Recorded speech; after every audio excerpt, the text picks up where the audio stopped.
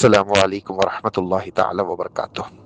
یہ میرا پیغام تمام امت مسلمہ تک پہنچایا جائے۔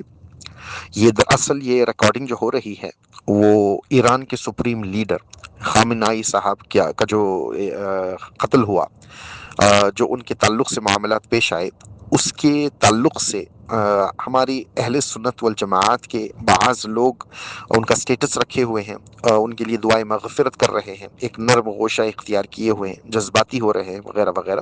اس کے تعلق سے اب دو تاثرات معاشرے میں پھیل رہی ہیں۔ ایک یہ کہ عوام الناس میں یہ جذبہ ہے کہ جو انسان پوری امت مسلمہ کے لیے کھڑا ہوا، غزہ کے مسلمانوں کے لیے کھڑا ہوا، مسلمانوں کے لیے کھڑا ہوا، اور جو ہے دجالی فتنوں کے سامنے جھکا نہیں، اور اسلام کے لیے لڑتے ہوئے جو ہے شہید ہو گیا، وہ ایک واحد شخص تھا۔ بہرحال شیعہ ہوا تو کیا ہوا، وہ تو ایک واحد شخص تھا جو اسلام کے لیے کھڑا ہوا تھا، تو اس کے لیے ہمارے دلوں میں نرم گوشہ ہے، اس کے لیے ہم دعائیں مغفرت کرتے ہیں۔ جو لوگ اپنے آپ کو اہل سنت کے کہہ رہے ہیں، جو اپنے آپ کو جو ہے بہت بڑے بڑے علماء کہہ رہے ہیں، کسی نے بھی جو ہے دجالی فتنوں کی طرف آواز نہیں اٹھائی، تو جو انسان کھڑا ہوا ہے اسلام کے لیے اسی کو ہم کیسے انکار کر سکتے ہیں وغیرہ وغیرہ۔ اس طرح کے تاثرات پھیلے ہوئے ہیں بعض لوگوں کے درمیان، اور بعض لوگوں کا یہ تاثر ہے کہ وہ جو اچھے کام بھی کیے ٹھیک ہے، وہ سب اپنی جگہ پر، لیکن ان کا عقیدہ کفریہ تھا، ان کے عقائد ایسے ہیں، شیعہ کے عقائد ایسے ہیں کہ وہ کفریہ ہوتے ہیں، اور صحابہ کرام کے گستاخ ہیں وغیرہ وغیرہ، تو ان کو کسی صورتحال جو ہے اپنا لیڈر ماننا اور ان کے لیے دعائیں مغفرت کرنا، یہ ہمارے دین کو ہی خطرے میں ڈال دیتا ہے۔ تو یہ دونوں باتیں معاشرے میں پھیل رہی ہیں، تو ان دونوں باتوں کو مد نظر رکھ کر میں ایک طویل گفتگو کرنا چاہتا ہوں تاکہ ایک مکمل خلاصہ ہو جائے۔ ایسا خلاصہ ہو جائے، اس میں دو باتیں ہو جائیں، ایک یہ کہ ہم جو ہے قرآن اور حدیث کے بتائے ہوئے جو حدود ہے اس سے ہم لوگ چھلانگنے والے نہ بن جائیں، حد سے باہر گزرنے والے لوگ نہ بن جائیں، کفر میں، شرک میں یا کسی طرح کی برائی میں مبتلا ہونے والے شخص نہ بن جائیں، محض اپنے جذبات کی روشنی میں، ہمارے علم کی روشنی میں جو ہے، جو علم ہمیں ہے وہ اس علم کی روشنی میں دیکھ کر جو ہے کہیں ہم حدود کے باہر جانے والے نہ بن جائیں، اور دوسری طرف یہ بھی نہ ہو جائے کہ ہماری وجہ سے جو ہے معاشرے میں تفریقے پیدا ہو، بہت زیادہ اختلافات، اور جو ہے یہی ایک مدعا بن کر جو ہے امت مسلمہ کو پھر نہ لے ڈوبے۔ ان تمام چیزوں کو مد نظر رکھ کر جو ہے میں یہ ریکارڈنگ کر رہا ہوں۔ ساری باتوں کو آپ اچھی طرح سے سنیں، سمجھیں، اور بعض بات کو سن کر فوراً فیصلہ نہ کریں۔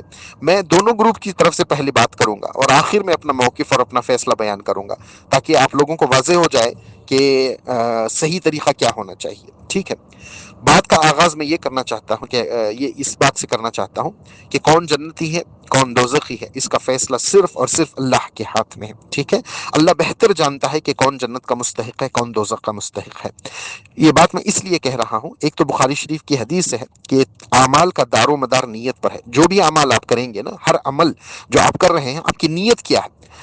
اس کی ایک مثال یہ دینا چاہتا ہوں میں کہ امام مہدی علیہ السلام کے زمانے میں سفیانی جو شام سے، ملک شام سے جو ہے ایک لشکر بھیجے گا امام مہدی علیہ السلام کے قتل کے لیے۔ امام مہدی کون ہے؟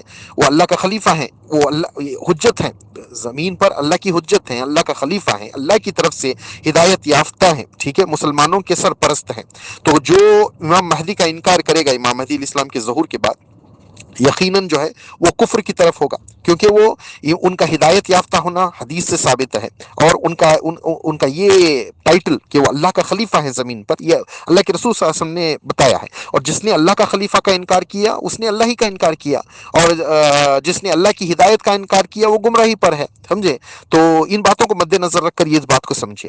تو سفیانی جو ان کے خلاف لشکر بھیجے گا، تو وہ فوج جو ہے مدینے اور مکے کے درمیان ایک بیدا نام کی جگہ پر جو ہے اللہ تعالیٰ کا عذاب آئے گا، وہ ساری کی ساری فوج جو ہے وہ زمین میں دھسا دی جائے گی، صرف ایک آدھ بچیں گے، ایک یا دو لوگ بچیں گے جو آ کر اس واقعے کی خبر دیں گے۔ تو بہرحال میں جس طرف نشاندہی کروانا چاہتا ہوں وہ بات یہ ہے کہ جناب سیدہ عائشہ صدیقہ رضی اللہ تعالیٰ عنہ سے مروی ہے کہ آپ نے حضور صلی اللہ علیہ وسلم سے خود پوچھا اس فوج کے بارے میں، تو پوچھا گیا کہ یا رسول اللہ صلی اللہ علیہ وسلم، اس میں تو بہت سارے لوگ اچھے نیت سے آ رہے ہوں گے، ان کو معلوم نہیں ہوگا کہ یہ کام غلط ہے، وہ امام مہدی علیہ السلام کے خلاف تو آ رہے ہیں، لیکن شاید ان کو علم نہیں ہوگا کہ یہ غلط کام وہ کر رہے ہیں، وہ یہ کام کو وہ اچھا سمجھ کے کر رہے ہوں گے، شاید دین کی خدمت سمجھ کے کر رہے ہوں گے، تو ان کے ساتھ کیا کیا جائے گا؟ تو اللہ کے رسول صلی اللہ علیہ وسلم نے فرمایا دھس تو سارے کے سارے جائیں گے، زمینی عذاب جو آئے گا ان کے اوپر، آسمانی عذاب جو دنیا میں آئے گا، وہ عذاب تو سب کو گھیرے گا، یہ عمل کی بنیاد پر ان کو سارے لوگوں کو یہ عذاب تو گھیرے گا، لیکن اس میں جو ہے قیامت کے دن جو ہے ان کی نیتوں کے اوپر ان کا فیصلہ کیا جائے گا، یہ حدیث شریف میں موجود ہے۔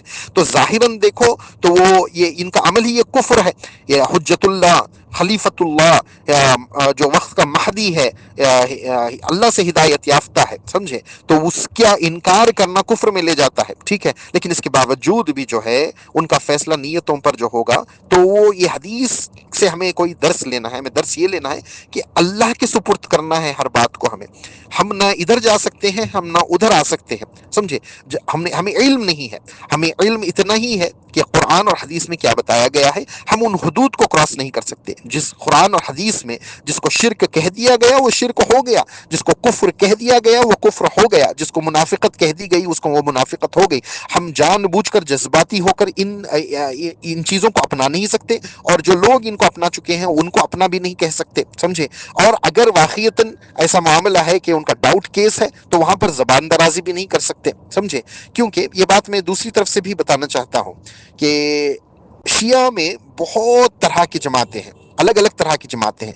اگر ہمارا حدیث کا ذخیرہ اٹھا کر دیکھیں گے تو ہماری حدیث کی کتابوں میں بھی بعض شیعہ راوی مل جاتے ہیں، تو کیا ان شیعہ راویوں کا لینا ہمیں دین سے، شیعہ کی روایت لینا کیا ہمیں بے ایمان کر دے گا، ہمیں اسلام سے خارج کر دے گا؟ تو ایسا تو نہیں ہے۔ کچھ ایسے شیعہ ہیں جن کی روایتیں حدیث کی کتابوں میں موجود ہیں، ہماری اہل سنت الجماعت کی کتابوں میں ان کی روایتیں موجود ہیں، تو اور ان کتابوں کی ان باتوں کو مانا بھی جاتا ہے، ایسا نہیں کہ اس کو رد کیا جاتا ہے۔ تو وہ کون سے شیعہ تھے جن کی حدیثیں ہم قبول کرتے ہیں؟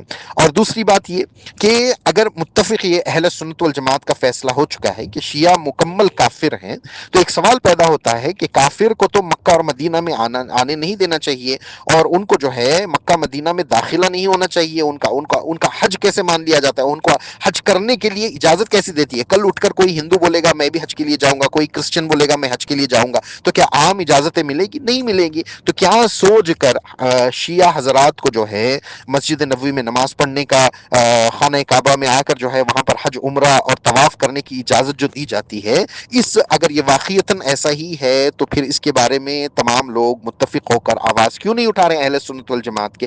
یہ ایک سوال ہے۔ اب یہ حکومت جو سعودی میں ہے وہ تو اہل حدیث کی ہے، سمجھے؟ خارجیوں کی حکومت ہے، وہ تو ڈیڈ اگینسٹ شیعہ ہے، سمجھے؟ ان کے ہوتے ہوئے بھی وہ روک نہیں پا رہے ہیں۔ کیا یہ کوئی مجبوری ہے یا کیا ہے؟ یہ ہمیں یہ نہیں سمجھ میں آتا۔ تو میں یہ بات عرض کر کے یہ نہیں کہہ رہا ہوں کہ میں ایرانیوں کی، شیعہ کی تائید کر رہا ہوں یا ان کی سپورٹ میں بات کر رہا ہوں، نہ میں ان کے خلاف بات کر رہا ہوں۔ میں اپنا موقف ابھی بیان نہیں کر چکا ہوں، میں آخر میں دونوں طرف سے بات کر کے میں آخر میں اپنا موقف بیان کرنا چاہتا ہوں تاکہ سارے خلاصے ٹھیک طرح سے ہو جائے، ٹھیک ہے؟ تو اب یہ بات ثابت ہو گئی کہ شیعہ جتنے بھی ہیں، ہر شیعہ کا عقیدہ کفریہ نہیں ہے۔ بعض شیعہ ایسے ہیں جو حضرت علی رضی اللہ تعالیٰ عنہ کو خدا مانتے ہیں، یہ تو یہ صاف صاف مشرک ہیں، ٹھیک ہے؟ اور یہ جہنمی ہیں، ان کے شرکیہ عمل میں دو رائے نہیں ہے۔ ایسے شیعہ ہیں، ایسے رافضی ہیں جو حضرت علی کو خدا مانتے ہیں، نعوذ باللہ۔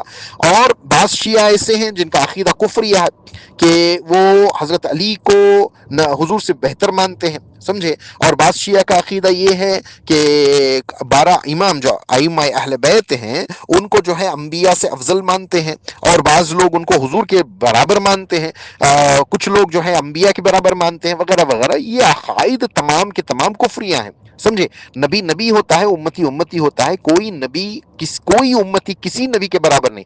جب جو نبی سب سے درجے میں چھوٹا ہو، سب سے آخر درجے میں جو نبی ہے، اس کے لیول پر بھی کوئی امتی نہیں پہنچ سکتا، ہرگز نہیں پہنچ سکتا۔ نہ صدیق اکبر، نہ حضرت علی پہنچ سکتے ہیں۔ خود حضرت علی، صدیق اکبر، فاروق اعظم سب سے ادنا درجے کے نبی کے لیول پر نہیں پہنچ سکتے، تو پھر بعد آنے والے ائمہ اہل بیت وہ ان کے برابر ہو جائے یا ان سے بہتر ہو جائے، یہ عقیدہ کفریہ ہوتا ہے، ٹھیک ہے؟ اب رہی بات صدیق اکبر رضی اللہ تعالیٰ عنہ اور فاروق اعظم کی شان میں میں گستاخی کرنا، بعض شیعہ جو ہے ابو بکر صدیق، فاروق اعظم، عثمان غنی، امیر معاویہ، حضرت عائشہ صدیقہ رضی اللہ تعالیٰ عنہما، ان صحابہ سے تو کھلی کھلی گستاخیاں کرتے ہیں، گالیاں بکتے ہیں وغیرہ وغیرہ. تو یہ بات کیا ہے؟ اب دیکھیے صدیق اکبر رضی اللہ تعالیٰ عنہ کو قرآن نے متقی کہا ہے، تو جو صدیق اکبر کو گالی دے اس نے حضور اللہ تبارک و تعالیٰ کی اس آیت کا انکار کیا ہے کہ اللہ تبارک و تعالیٰ نے تو ان کو متقی کہا ہے، اور ہم اپنے علم کی بنیاد پر ابو بکر صدیق رضی اللہ تعالیٰ عنہ کو گستاخ ٹھہرا رہے ہیں. تو اب ہمارا معاملہ دور تک چلا جائے گا، آیت کے انکار تک چلا جائے گا. تو وہ حضرات جو حضرت ابو بکر صدیق کی شان میں گستاخی کرتے ہیں، وہ میرے علم میں اپنی طرف سے بول رہا ہوں، وہ دور تک بات جا کر آیت کا انکار ہی ہو جائے گا. آیت کا انکار ہو جائے گا تو کفر ہو جائے گا. تو یہ سب باتوں کا بھی ہمیں خیال رکھنا ہے، ٹھیک ہے. تو اب یہ بھی جاننا ہے کہ کیا کسی نے ان کو ابو بکر صدیق کو برا گالی دی ہے یا نہیں دی ہے. صرف جو ہے معاملات اس حد تک رکھتے ہیں کہ ان لوگوں کا یہ انہوں نے جو غلط کیا، پولیٹیکل ایشو کریٹ کیا صدیق اکبر اور فاروق اعظم نے وغیرہ، اس طرح کی باتیں جو کرتے ہیں، گالی نہیں دیتے ہیں ان کو حضرت ابو بکر صدیق بولتے ہیں، حضرت فاروق اعظم بولتے ہیں، گالی نہیں دیتے ہیں، لیکن ان کے جو ہے گستاخانہ کلمات نکل جاتے ہیں. تو جانے انجانے میں ان کا معاملہ کیا ہو سکتا ہے وہ تو ہم اللہ کے سپرد کریں گے، ٹھیک ہے. ہم نہیں جانتے. ہمارا ایمان کی جو ضروریات ہے، دین ایمان کا جو معاملہ ہے وہ یہ ہے کہ اللہ کو ایک ماننا، اللہ کے رسول صلی اللہ علیہ وسلم کو اللہ کا آخری نبی، سچا نبی اور نبیوں کا سردار ماننا، اور تمام انبیاء پر ایمان لانا، تم سمجھے، فرشتوں پر ایمان لانا، روز قیامت پر ایمان لانا، مرنے کے بعد زندہ کیے جانے پر ایمان لانا. جو ایمان کی ضروریات میں سے ہے وہ ماننا ایمان ہے. اور اس کے علاوہ جو ہے اللہ کے رسول صلی اللہ علیہ وسلم کی قائم کردہ جو حدود ہیں اس کو ماننا ایمان ہے، ٹھیک ہے. اس سے اگر ہم گزر جائیں گے تو ہم لوگ جو ہے ایمان والے نہیں ہوں گے. اگر ایسا معاملہ نہیں ہے، کوئی یہ ساری باتوں پر عمل کر رہا ہے، اللہ کو اللہ مان رہا ہے، حضور کو حضور مان رہا ہے، انبیاء پر ایمان، فرشتوں پر ایمان، قیامت کے دن پر ایمان، تقدیر پر ایمان، مرنے کے بعد زندہ کیے جانے پر ایمان، یہ سب ہے، اہل قبلہ ہیں، سب نماز کو مانتے ہیں، روزہ کو مانتے ہیں، قرآن کو مانتے ہیں، یہ ساری چیزیں ہیں. لیکن کم علمی کی بنیاد پر جو ہے کچھ گستاخیاں ہو رہی ہیں، تو یہاں پر معاملہ ہم اللہ کے سپرد کریں گے. ہم لوگ معاملہ اپنے ہاتھ میں بالکل بھی نہیں لیں گے، سمجھے. ان کا اچھا برا کام دیکھ کر ہم لوگ معاملہ اپنے ہاتھ میں نہیں لیں گے. لیکن ہاں جہاں پر یہ بات واضح ہو جائے کہ کوئی شرکیہ کام کر رہا ہے، کوئی کفریہ کام کر رہا ہے، کوئی منافقت والا کام کر رہا ہے، تو یہاں پر تو ہم لوگ جو ہے ہرگز بھی معاملہ اپنے ہاتھ میں نہیں لیں گے. اب میں دوسری بات عرض کرتا ہوں. خارجی کا ایک گروپ نکلا تھا حضرت علی رضی اللہ تعالیٰ عنہ کے زمانے میں. یہ لوگ ایسے تھے کہ یہ حضرت علی ہی کو کافر ثابت کرنے پر تل گئے تھے، ٹھیک ہے. یہ خارجی جو آئے تھے حضرت علی کی خلافت کا انکار کیے، حضرت علی پر فتوے لگائے، اور جو ہے خلافت سسٹم کا ہی انکار کر دیے، اور کہا کہ قرآن ہمارے لیے کافی ہے، ٹھیک ہے. تو ایسی صورتحال میں صحابہ اکرام جو اس وقت موجود تھے، جو تابعین تھے، وہ سب حضرت علی رضی اللہ تعالیٰ عنہ کے پاس جا کر ایک سوال کیے، کیا یہ کافر ہیں؟ اب سوچنے والی بات ہے کہ حضرت علی کو کوئی برا بھلا کہے، ان کا گستاخ بنے، تو کیا وہ کافر ہوتا ہے یا نہیں؟ حضرت علی سے پوچھا گیا تو حضرت علی نے کہا نہیں، ان کو کافر مت کہو، وہ اہل قبلہ ہیں، سمجھے، نماز پڑھتے ہیں وغیرہ وغیرہ، وہ کافر نہیں ہے. تو اگر صحابی کی گستاخی کرنے سے حضرت علی کہہ رہے ہیں کہ وہ کافر نہیں ہوئے، تو صحابی ابو بکر صدیق رضی اللہ تعالیٰ عنہ کی گستاخی بھی کریں گے تو وہ کافر نہیں ہوں گے. کافر کا مسئلہ بہت بڑا ہے. کافر ہونے کے لیے جو ہے قرآن کا انکار لازم آئے گا، اللہ کے رسول صلی اللہ علیہ وسلم کا انکار، یا ایمان کی جزیات جو ہیں، ایمان کے جو معاملات ہیں اس کا انکار آئے گا تو کافر ہوں گے، ورنہ نہیں ہوں گے. گستاخی کی بنیاد پر کسی کو کافر نہیں کہا جا سکتا. ہاں، نبی کی گستاخی، ہلکی سی بھی گستاخی کفر ہے. اللہ کے رسول صلی اللہ علیہ وسلم کی معمولی سی گستاخی بھی کفر ہے، ٹھیک ہے. تو وہ بات الگ چیز ہے. لیکن عام امتیوں کی گستاخیاں جو ہوتی ہیں اس کو ہم لوگ کافر نہیں کہہ سکتے. اب دوسرا معاملہ یہ ہے، تو کیا یہ خارجی ہیں؟ حضرت علی رضی اللہ تعالیٰ عنہ سے پوچھا گیا کیا یہ خارجی ہیں؟ تو بولے نہیں. پوچھا گیا یہ منافق ہیں؟ خارجی نہیں. ان سے حضرت علی سے پوچھا گیا اگر یہ کافر نہیں ہیں تو کیا یہ منافق ہیں؟ سمجھے. تو انہوں نے کہا نہیں، میں نے دیکھا ہے کہ یہ بڑی بڑی نمازیں پڑھتے ہیں، بہت لمبی لمبی نمازیں پڑھتے ہیں، ان کو منافق بھی نہیں. منافق تو عبادت میں اس کا دل ہی نہیں لگتا ہے، اور عبادت وہ نہیں کرتا ہے کثرت سے، لمبی لمبے سجدے وغیرہ منافق نہیں کرتا ہے. تو یہ ان کے اندر منافقت بھی نظر نہیں آتی ہے. ان کو یہ خارجی ہیں. تو یہ ٹائٹل حضرت علی نے ان کو خارجیوں کا دیا، ٹھیک ہے. تو یہ بھی معمولی ٹائٹل نہیں ہے، یہ بہت بڑا ٹائٹل ہے، سمجھے. تو اب یہ اس میں کیا حکمت تھی حضرت علی رضی اللہ تعالیٰ عنہ کی وہ تو مجھے نہیں معلوم، لیکن ان کو نہ حضرت علی نے منافق کہا، نہ ان کو کافر کہا، ان کو خارجی کہہ دیا، ٹھیک ہے. اب اس حدیث کو مد نظر رکھ کر میں پوچھنا چاہتا ہوں، کسی بعض لوگوں نے یہ کہہ دیا کہ یہ منافق ہیں، خامنہ ای صاحب منافق ہیں، تو منافق کی علامات کیا ہیں وہ ہمیں جاننا ضروری ہے نا. کیا ایسے ہی اٹھ کر کسی کو منافق کہہ دیں گے؟ اس بات میں ہمیں بہت زیادہ احتیاط برتنا ہے. 3 فتووں پر بالخصوص، شرک کا فتویٰ، کسی کو مشرک کہنا، کسی کو کافر کہنا، کسی کو منافق کہنا، ان 3 باتوں میں جو ہے بڑی احتیاط ضروری ہے. اگر ہم جس پر یہ فتویٰ لگا رہے ہیں وہ اللہ کی نگاہ میں نہیں ہے، وہ مشرک نہیں ہے، کافر نہیں ہے، منافق نہیں ہے، تو یہ فتویٰ ہمارے اوپر لوٹ جاتا ہے، سمجھے؟ تو اب حدیث شریف میں آیا ہے کہ حضرت علی رضی اللہ تعالیٰ عنہ سے محبت کرنے والا مومن ہوتا ہے اور ان سے بغض رکھنے والا منافق ہوتا ہے. حضرت علی ہی کی محبت کو حضور صلی اللہ علیہ وسلم نے جو ہے ایمان اور منافقت کا ایک معیار بنا کر پیش کر دیا گیا. تو اب شیعہ حضرات تو جو ہے بڑھ بڑھ کر جو ہے حضرت علی رضی اللہ تعالیٰ عنہ کی محبت کا اظہار کرتے ہیں. اب ان کے کیا عقیدے کے تحت وہ محبت کا اظہار کر رہے ہیں؟ کیا خدا مان کر رہے ہیں، یا نبی کے برابر سمجھ کر، انبیاء سے افضل سمجھ کر رہے ہیں؟ اگر یہ سمجھ کر یہ کر رہے ہیں تو یہ تو پھر سرے سے مسلمان ہی باقی نہیں رہے. لیکن اگر ہاں ان کی محبت یہ ہے کہ یہ حد سے نہیں بڑھ رہے ہیں، نہ ان کو خدا کہہ رہے ہیں، نہ ان کو نبی کے برابر یا انبیاء کے برابر یا انبیاء سے بہتر مان رہے ہیں، یہ عقیدہ تو نہیں ہے، لیکن ان کو صحابہ میں سب سے افضل مان رہے ہیں وغیرہ وغیرہ، اس طرح کی باتیں کر اگر ان سے محبت کر رہے ہیں تو اس پر بحث کی جا سکتی ہے، لیکن ان کو مشرک، کافر اور منافق ہونے کا فتویٰ نہیں لگایا جا سکتا، سمجھے؟ اور شیعہ ہیں، خارجی ہیں، دو الگ الگ گروپس ہیں. خیر جو بھی ہے، تو اب میں یہ باتیں عرض کر چکا ہوں کہ بعض شیعہ کے عقائد یہ ہوتے ہیں، بعض شیعہ کے عقائد وہ ہوتے ہیں، اور جو ہے ہمارے اہل سنت والجماعت کا موقف کیا ہے، یہ ساری باتیں میں پیش کر چکا ہوں. تو اب ایک اہل سنت والجماعت کا آدمی ہونے کی بنیاد پر ہمیں کیا کرنا چاہیے؟ ہمیں تو بہت زیادہ احتیاط کرنا ہے، دونوں معاملات میں احتیاط کرنا ہے. نہ ہم شریعت کے حدود کو چھلانگ سکتے ہیں، جذباتی ہو کر ہم لوگ جو ہے اس پر شریعت کے حدود کو چھلانگ نہیں سکتے، سمجھے؟ اور بہت زیادہ دوسری طرف سے جذباتی ہو کر کسی کے اوپر جو ہے بہت زیادہ فتوے بھی نہیں لگا سکتے. اب رہی بات خامنہ ای صاحب کی، ٹھیک ہے، اب ایک بات تو یہ ہے کہ یہ بتایا گیا ہے کہ وہ آل رسول ہے. اب ہم تک ان کا شجرہ نہیں پہنچا ہے، عام طور سے ان کو کہا جاتا ہے کہ وہ حضرت امام حسین رضی اللہ تعالیٰ عنہ کی اولادوں میں ہیں.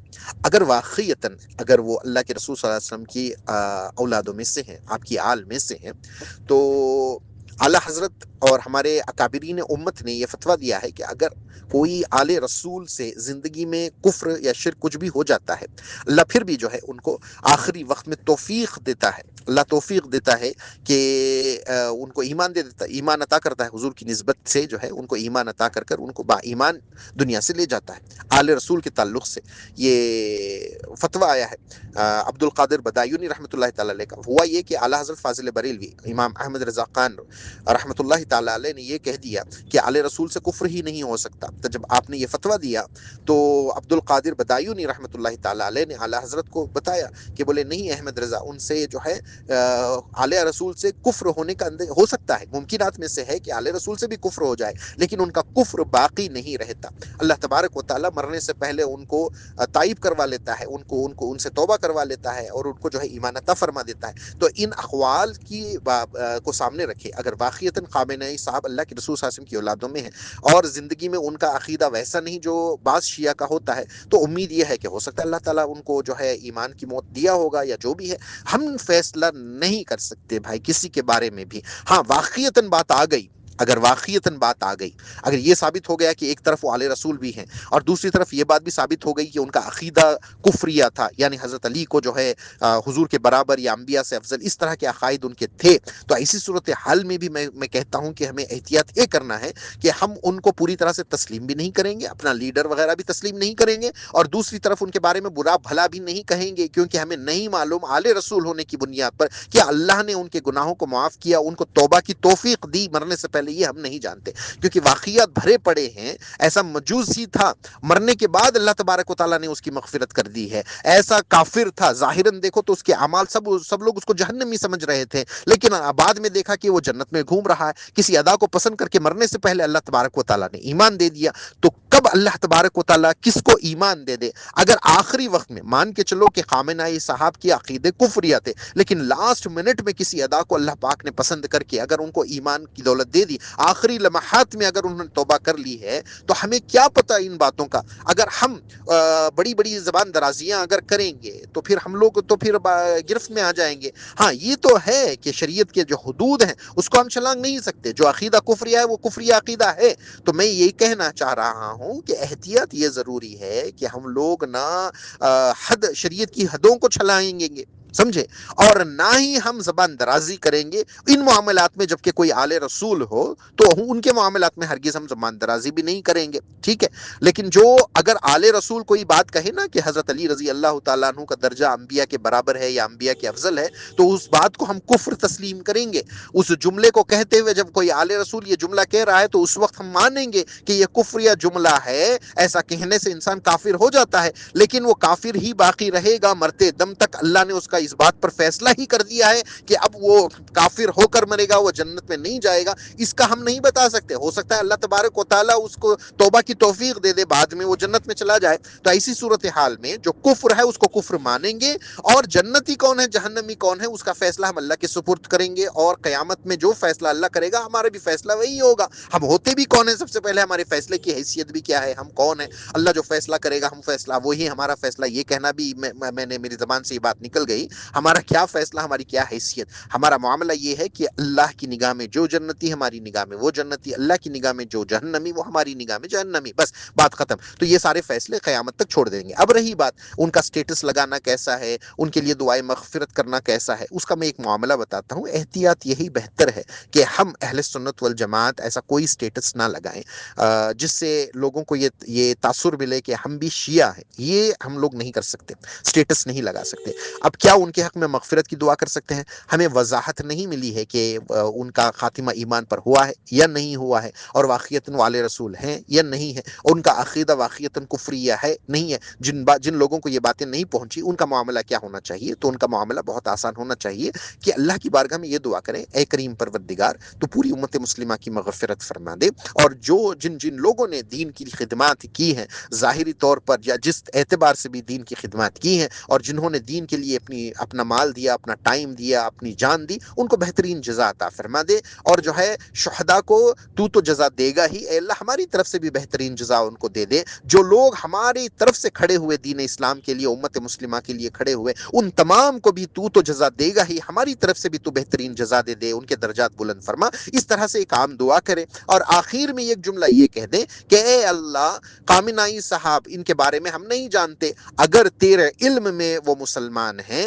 تیرے علم میں وہ ان دعاؤں کے مستحق ہیں, تو ان کو بھی یہ حصہ عطا فرما دے. اگر نہیں ہے تو اے اللہ ان کے حق میں یہ دعا نہیں ہے, یہ بالکل بھی نہیں ہے. تیرے علم میں اگر وہ مسلمان نہیں ہے, اس دعاؤں کے مستحق نہیں ہے, تو ان کا حصہ تو ان دعاؤں میں نہیں ہے. تو بس یہ اس طرح سے کہہ دینے سے کیا ہوتا ہے کہ ہم لوگ جو ہے بہت چیزوں سے بچ جائیں گے, اور معاشرے میں فساد, اختلافات, یہ لہر بھی نہیں دوڑے گی. اب جب امت مسلمہ کو توڑا جا رہا ہے, امت مسلمہ کو جو ہے پیسا جا رہا ہے, ایسی صورتحال میں جو ہے ہمیں حکمت عملی قرآن اور حدیث سے ہی لینا ہے. ٹھیک ہے, دیکھیے سب سے بڑا منافقین کا سردار ہے, جس سے پوری خارجی فرقے نکلے ہیں, جس نے حضور کی گستاخی کی تھی مال غنیمت تقسیم کرنے کے وقت. تو حضرت خالد بن ولید, ایک روایت میں حضرت خالد بن ولید اور دوسری روایت میں فاروق اعظم, انہوں نے تلواریں نکال لی تھی. یا رسول اللہ آپ اجازت دیں کہ اس کا گلا ہم کاٹ دیں. تو حضور نے منع فرما دیا, اس کو جانے دیا. اور حضور نے کیا حکمتاً بات ارشاد فرمائے کہ بولے اب ہم اس کو کاٹ دیں گے تو اب جو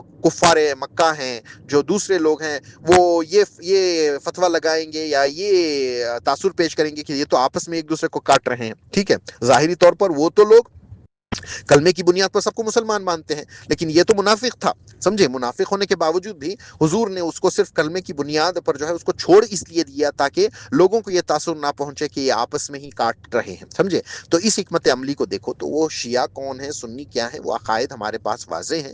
ہم لوگ جو ہے اس کو اجاگر کر دجالی فتنوں کے سامنے, غیر نان مسلم کے سامنے یہ دکھانا کہ ہم آپسی اختلافات کر رہے ہیں, اور سنی شیعہ کے جھگڑے شروع ہو جائے اس بنیاد پر, تو پہلے ہی فساد بہت بڑے ہوئے ہیں تو ہمیں ان تمام فسادوں کو دبانا چاہیے، سمجھے، عقیدے کی بھی حفاظت کرنا چاہیے، حکمت عملی بھی اپنانا چاہیے۔ تو یہ تاثر میں نے جو دیا ہے اس پر ذرا غور و فکر کر کے عمل کیجئے گا۔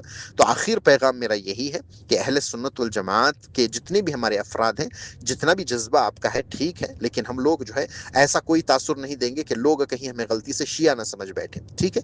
تو ہمارا جو یہ ہماری جو پہچان ہے اہل سنت والجماعت کی، اس کو برقرار رکھنا ضروری ہے، ٹھیک ہے۔ تو وہ ہم کریں گے، اور دوسری طرف ہم لوگ جو ہے یہ بھی نہیں کریں گے کہ فساد برپا کریں گے، کسی کے حق میں کوئی فیصلہ نہیں سنائیں گے۔ ہمارے فیصلے سے کچھ بھی نہیں ہوتا ہے، فیصلہ اللہ کرے گا کہ کون جنتی کون دوزخی ہے، وہ قیامت کے دن ہو جائے گا۔ اور جو انسان بھی اچھا کام دنیا میں کیا، وہ دنیا کے کام کے اعتبار سے اس کا اچھے کام کو اچھا کہیں گے، برے کام کو برا کہیں گے۔ خامنہ ای صاحب ڈٹ کر رہے، بڑے دلیر تھے، سمجھے، بہت زیادہ دجالیوں کے خلاف جو ہے کھڑے رہے، جب کہیں سے بھی سپورٹ نہیں تھا تب بھی۔ اب دیکھو تو ان کا توکل کا عالم ظاہر میں جو نظر آ رہا ہے، ایسا تو بہت سارے ہم میں یہ توکل کا عالم نظر نہیں آ رہا ہے۔ باطل کے سامنے بالکل نہیں جھکنا، اتنی دلیری، یہ امت مسلمہ کے لیے آواز اٹھانا وغیرہ وغیرہ، یہ بہت اچھے کام ہیں۔ اب ہمیں یہ نہیں معلوم اس کے عوض میں اللہ تبارک و تعالیٰ نے ان کو توبہ کی توفیق دے کر اللہ تعالیٰ نے ان کے ساتھ کیا معاملہ کیا، وہ اللہ کے ساتھ میں ہے۔ ہم زبان درازی نہیں کریں گے، بار بار کہہ رہا ہوں، نہ ہم شریعت کے حدود کو چھلانگیں گے، نہ ہم زبان درازی کریں گے، نہ ہم معاشرے میں اختلاف پیدا کریں گے، نہ ہم کوئی فساد برپا کریں گے۔ احتیاط کرنے میں ہی بہتری ہے۔ السلام علیکم ورحمۃ اللہ وبرکاتہ۔